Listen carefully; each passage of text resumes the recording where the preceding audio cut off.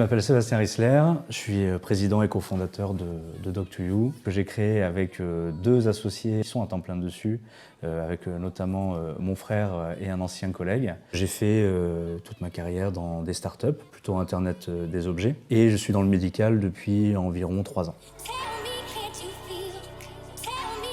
Alors, Doc2U, c'est une société qui a été créée en septembre 2020, donc qui a 1 an et demi, qui est la rencontre de médecins généralistes et d'ingénieurs, et qui a pour but, dans un premier temps, de s'attaquer au principal frein que l'on connaît de la téléconsultation, qui est l'absence d'examen du patient. L'objectif étant de pouvoir profiter de tous les avantages et les bénéfices de la téléconsultation, mais aussi de maintenir la qualité médicale grâce à l'appareil et la solution qu'on propose.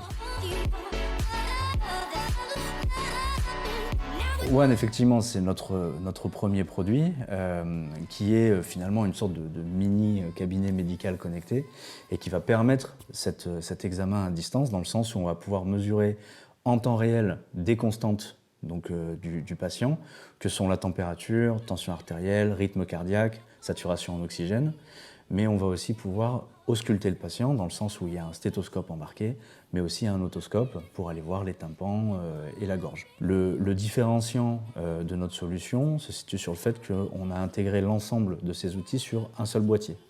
L'objectif de ça, c'était d'une part favoriser l'ergonomie. La deuxième chose, c'est garantir le temps médical. Si le patient sait bien s'en servir, si c'est pratique pour le médecin, l'examen va durer moins de 5 minutes, la même chose qu'en cabinet, et on va pouvoir avoir sa téléconsultation qui reste dans des temps raisonnables. C'est un boîtier, c'est une offre qui est à destination des professionnels, pas une offre B2C. On a plutôt misé sur une solution partagée.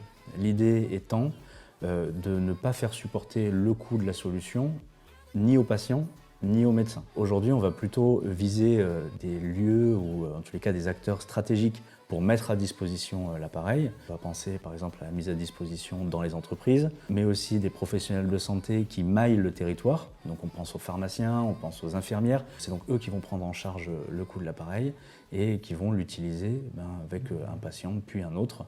Donc on a vraiment une logique de mutualisation et donc de répartition du coût.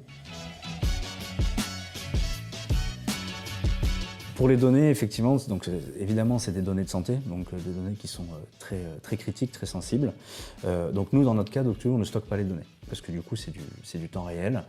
Donc les données vont directement de l'appareil jusqu'au médecin. Il faut bien comprendre, dans cette logique-là, que nous, on vient s'intégrer dans des plateformes de téléconsultation existantes. Doc2U, les données vont passer par nos serveurs et aller vers cette plateforme de téléconsultation qui a déjà tout ce qu'il faut en termes de sécurisation, de conformité vis-à-vis des données de santé.